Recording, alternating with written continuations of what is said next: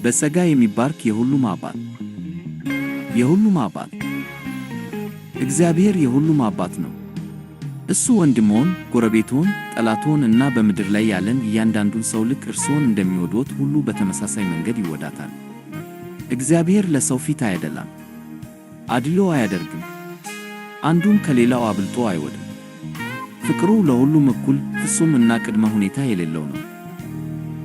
እግዚአብሔር የሚወደው ማንም ሰው በሚያደርገው ነገር ላይ ተመስርቶ አይደለም። እሱ የሚወደው እሱ ራሱ ፍቅር ስለሆነ ነው። ፍቅር ባህሪው ነው። ፍቅር ማንነቱ ነው። ፍቅር ህልውናው ነው። ስለዚህ የእሱ ስጦታ በሰው አፈጻጸም፣ ብቁነት ወይም ጥረት ላይ የተመሰረተ አይደለም።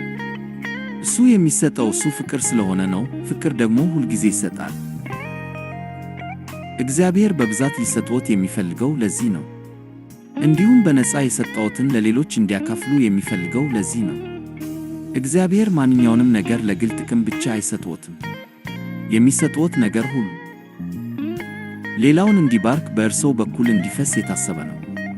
የተባረኩት በረከት እንዲሆኑ ነው።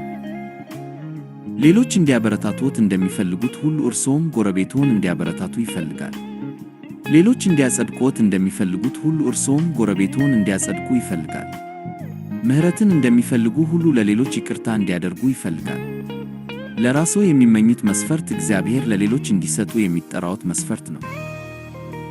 እግዚአብሔር ሁሉም ነገር በክርስቶስ በኩል ለሰው ሁሉ በነፃ ሰጥቷል። ደህንነት፣ ጽድቅ፣ ይቅርታ፣ ሕይወት፣ ሰላም፣ ፈውስ እና መንፈሳዊ በረከቶች ሁሉ ቀድሞውኑ በጸጋ በብዛት ተሰጥተዋል።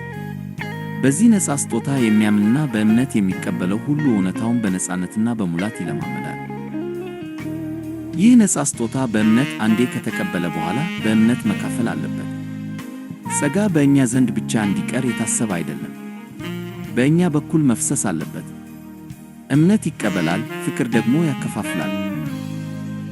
እግዚአብሔር ሁሉም ነገር በእምነት እንድንቀበል የፈቀደበት ምክንያት ለማንም አድሎ ማድረግ ስለማይፈልግ ነው። እምነት የሰውን ልዩነት ሁሉ ያስወግዳል። እምነት ለሁሉም እኩል መዳረሻን ይሰጣል። በማንኛውም ቦታ እና በማንኛውም ጊዜ በጸጋው የሚያምንና በእምነት የሚቀበል ሁሉ እግዚአብሔር በቅድመ ሁኔታ በሌለው ፍቅሩ በነፃ የሰጠውን ሁሉ ይወርሳል። ኢየሱስ በመጀመሪያው መደብ ብዙ ቁጥር ይቅር በለን፣ ስጠን፣ ጠብቀን፣ አድነን ብለን እንድንጸልይ ያስተማረን ለዚህ ነው። የግል ወዳድነት ጸሎቶችን እንድንጸልይ አላስተማረን። የቤተሰብን፣ የአንድነትን እና የጋራ ጸጋን ልብ የሚሸከሙ ጸሎቶችን አስተማረን። የእሱ የጸሎት ቋንቋ የእግዚአብሔርን ለሁሉም ያለውን ልብ ያንጸባርቃል። የአዲስ ኪዳን ትእዛዛት ሁሉ በዚህ ይፈጸማሉ። በኢየሱስ ክርስቶስ ስም ማመንና እርስ በርሳችሁ መዋደድ። የወንጌል ልብ ይህ ነው። የአዲሱ ኪዳን ዋና ነገር ይህ ነው። ስለዚህ እርስ በርሳችሁ ጸልዩ፣ እርስ በርሳችሁ ተረዳዱ፣ እርስ በርሳችሁ ይቅር ተባባሉ፣ እርስ በርሳችሁ ተበረታቱ፣ እርስ በርሳችሁ ተባረኩ፣ እርስ በርሳችሁ ተደጋገፉ፣ እርስ በርሳችሁ ተዋደዱ። እግዚአብሔር በሕግ ሸክም ሥር እንድንኖር አይጠራንም። በፍቅር እና በእምነት ነፃነት ውስጥ እንድንኖር ይጠራናል። የጸጋ፣ የእውነትና ቅድመ ሁኔታ የሌለው ፍቅር ፍጹም መግለጫ በሆነው በልጁ እንድናምን ይጠራናል። በኢየሱስ ማመን ወደ ሕይወት መግባት ነው። እርስ በርሳችሁ መዋደድ ደግሞ ያንን ሕይወት መግለጽ ነው። የጸጋው መንገድ ይህ ነው። የመንግሥቱ ባህል ይህ ነው። የሁሉም አባት ልብ ይህ ነው። አንድ እግዚአብሔር የሰው ልጆች ሁሉ አባት። እግዚአብሔር የሰው ልጆች ፈጣሪ ብቻ አይደለም። እሱ የሁሉም አባት ነው። ልቡ ቀድሞ የኖሩትን፣ አሁን ያሉትንና ወደፊት የሚኖሩትን ሰዎች ሁሉ ያቅፋል። የሰው ልጆችን በብቁነት፣ በቅድስና፣ በዘር፣ በዜግነት፣ በታሪክ ወይም በስኬት አይከፋፍልም። ሁሉም በፍጹም ፍቅር ዓይኖች ያያሉ። ወንድምዎን ልክ እርስዎን እንደሚወድዎት ይወዳል። ጎረቤትዎን ልክ እርስዎን እንደሚወድዎት ይወዳል። ጠላትዎን ልክ እርስዎን እንደሚወድዎት ይወዳል። የተረሱትን፣ የተገለሉትን፣ የተሰበሩትን፣ ኃጢአተኞችን እና የቆሰሉትን ጻድቃንን በሚወድበት በዚያው የዘላለም ፍቅር ይወዳቸዋል። ፍቅሩ መቼም ቢሆን አይለዋወጥም፣ አይጨምርም ወይም አይቀንስም። ቋሚ፣ ዘላቂ እና የማይለወጥ ሆኖ ይኖራል። እግዚአብሔር ለሰው ፊት አያደላም፣ አድሎ የለበትም። ሌላው ችላ ብሎ አንዱ ከፍ አያደርግም። ፍቅሩ አድሎ የሌለበት፣ ፍትሃዊ፣ ቅዱስና ፍጹም ነው። እያንዳንዱ ሰው በፊቱ እኩል ተወዳጅ ነው። አንዱ ከሌላው የበለጠ ውድ አይደለም። አንዱ ከሌላው ያነሰ ዋጋ የለውም። 2. እግዚአብሔር ይወዳል ምክንያቱም እሱ ፍቅር ነው። እግዚአብሔር የሚወደው ሰዎች ስለሚገባቸው አይደለም። ስለ ታዛዥነት፣ ስለ መሥዋዕትነት፣ ስለ ስነ ምግባር ወይም ስለ ጥረት አይወድም። እሱ የሚወደው እሱ ፍቅር ስለሆነ ነው። ፍቅር እግዚአብሔር የሚያደርገው ነገር ብቻ አይደለም። ፍቅር እግዚአብሔር ማንነቱ ነው። ፍቅር ባህሪው ስለሆነ መስጠት ከእሱ ዘንድ በተፈጥሮ ይፈሳል። ፍቅር ሁልጊዜ ይሰጣል። ፍቅር ሁልጊዜ ይባርካል። ፍቅር ሁልጊዜ ያፈሳል። እግዚአብሔር መልካምነትን ሊከለክል አይችልም፣ ምክንያቱም መከልከል ከማንነቱ ጋር ይቃረናል።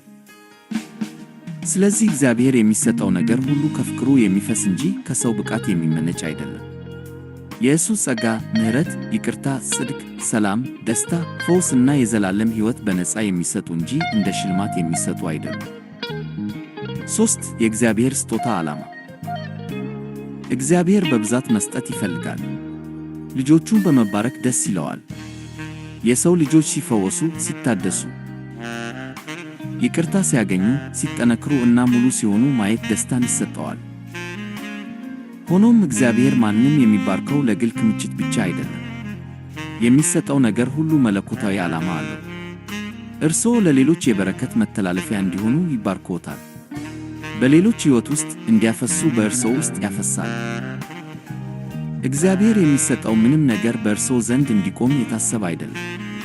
እያንዳንዱ በረከት በእርስዎ በኩል እንዲፈስ የታሰበ ነው። እርስዎ ዕቃ መያዣ ሳይሆኑ መተላለፊያ ነው። እርስዎ ኩሬ ሳይሆኑ ወንዝ ነው።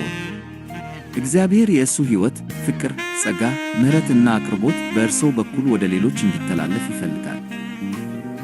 4. በፍቅር ሕግ ውስጥ መኖር።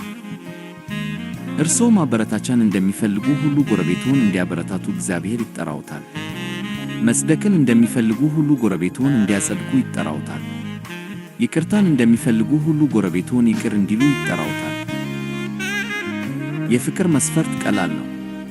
ሌሎች እንዲያደርጉልዎት የሚፈልጉትን ለሌሎች ያድርጉ። ከሌሎች ማግኘት የሚፈልጉትን ለሌሎች ይስጡ። ምሕረትን ዝሩ፣ ምሕረትንም ታጭዳላችሁ። ይቅርታን ዝሩ፣ ይቅርታንም ትለማመዳላችሁ።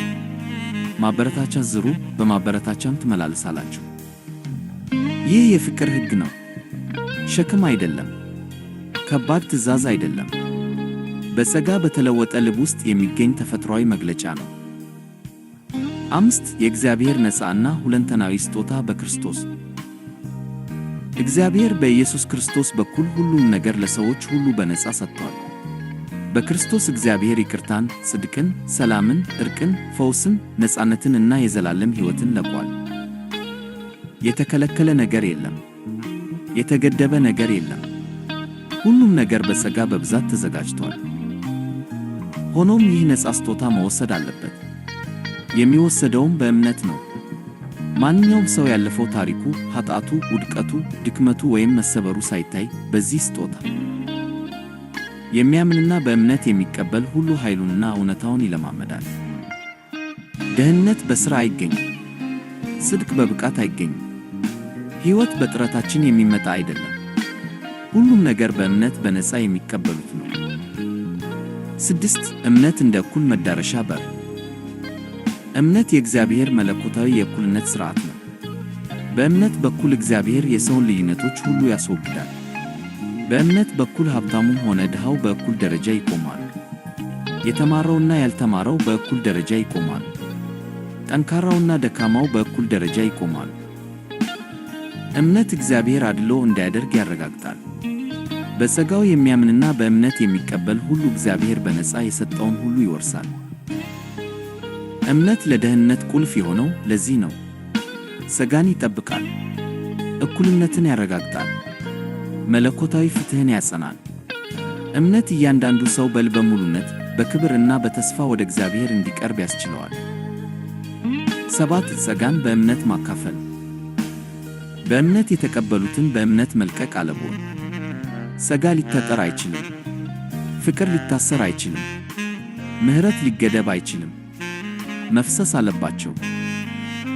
ይቅርታን በእምነት ይቀበላሉ። ይቅርታንም በእምነት ይለቃሉ። ፍቅርን በእምነት ይቀበላሉ፣ ፍቅርንም በእምነት ይለካሉ። ጽድቅን በእምነት ይቀበላሉ፣ ለሌሎችም ጽድቅን በእምነት ይዘረጋሉ። ጸጋ በእርስዎ በኩል ሲፈስ የእግዚአብሔር ሕይወት ይባዛል።